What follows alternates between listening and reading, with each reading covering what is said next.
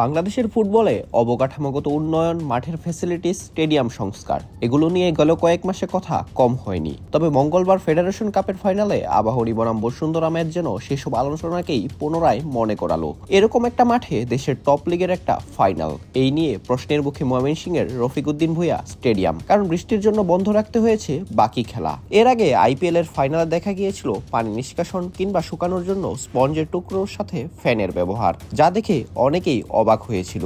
IPL এর মতো সর্বোচ্চ ধনী লিগের ফাইনালে কিনা স্পঞ্জ ব্যবহার করে পানি শুকাতে হয়, এ নিয়ে হাসি ঠাট্টাও কম হয়নি।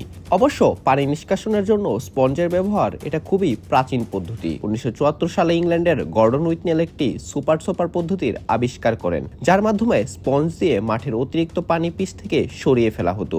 ফলে বৃষ্টির পর পুনরায় আবার খেলা চালু করা সম্ভব হতো। সময়ের সাথে সাথে এখন অনেক নতুন প্রযুক্তিরও আবির্ভাব হয়েছে। হেয়ার ড্রায়ার ট্রিটমেন্ট তার মধ্যে অন্যতম, যে সিস্টেম অ্যাপ্লাই করে মাঠের প্রায় 75% ওয়াটার স্লাইড করা যায়। কিন্তু আজ ময়মনসিংহের রফিকউদ্দিন ভূঁইয়া স্টেডিয়ামে পানি শোষণের জন্য যেই পদ্ধতির ব্যবহার করা হয়েছে সেটা মনে হয় এর আগে কেউই দেখেনি।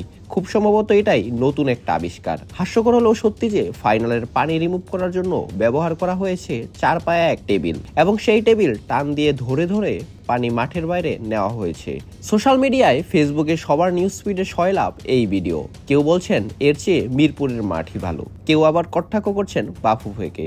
মিরপুরের মাঠে ক্রিকেট হোক কিংবা ফুটবল বা হকি, আজ বাংলাদেশের সব জায়গায় যেন বৃষ্টি বড় বাধা হয়ে দাঁড়িয়েছে। সিলেটে সকাল থেকে বৃষ্টির মুখে পড়েছিল জিম্বাবুয়ে বনাম বাংলাদেশের প্রথম টেস্ট। বিকেলে ময়মনসিংহে ফেডারেশন কাপের ফাইনালে আবাহনী বনাম বসুন্ধরা কিংসের ম্যাচ, এবং সবশেষ ইন্দোনেশিয়ায় বাংলাদেশের হকি ম্যাচ। সব জায়গায়ই বৃষ্টির হানা। তবে বৃষ্টির সবচেয়ে বড় ইম্প্যাক্টটা পড়েছে ফুটবলেই। প্রবল এক বৈশাখী ঝড়, এতটাই বাতাস আর ঝড় যে খেলা চালিয়ে যাওয়ার সম্ভব হয়নি। বৃষ্টির তোরে উড়ে গেছে বিলবোর্ডটাও, ঝড়ের ঝাপটা লেগেছে প্রেস বক্সে। তার উপর এমনিতেই প্রেস বক্সের চারপাশে ছিল না কোনো দেওয়াল, মাথার উপর একটা টিনের চাল আর বসার উপর প্লাস্টিকের চেয়ার ছাড়া উল্লেখ করার মতো তেমন কিছু ছিল না সাংবাদিকদের জন্য ম্যাচ কাভার করার এই প্রেস বক্সে। ট্রিপাল দিয়ে কোনো রকম সাজানো হয়েছিল এই প্রেস বক্সটা। ঝড়ে যখন সব লন্ডভন্ড, তখন দ্বিতীয়ার্ধের মাত্র 2 মিনিট পরেই ম্যাচ বন্ধ করে দেন রেফারিরা। পরে খেলোয়াড়রা দৌড়ে ড্রেসিং রুমে চলে যায়। এরপরই মাঠে দেখা যায় আরো এক অন্যরকম দৃশ্য। তুমুল এই বৃষ্টির মধ্যে মাঠে ঢুকে পড়েন ফুটবল সমর্থকেরা। বলে কয়েকটা শট নিয়ে তারা এক প্রান্ত থেকে আরেক প্রান্ততে দৌড়াদৌড়ি করেন, বাইরে চলে যান। এছাড়াও বাংলাদেশ জাতীয় দলের কোচ হেভিয়ার ক্যাব্রারকে দেখা যায় ভিআইপি গ্যালারি ছেড়ে চলে যেতে। আপাতত ম্যাচটা বন্ধ রয়েছে, তবে পরিস্থিতি উন্নতি হলে হয়তোবা আবার খেলা হবে, না হলে যেখান থেকে খেলা শেষ হয়েছে সেখান থেকে অন্য কোনো তারিখে হবে এই খেলাটি। অঙ্কুর গমেজ, বিডি আর্কাইভ।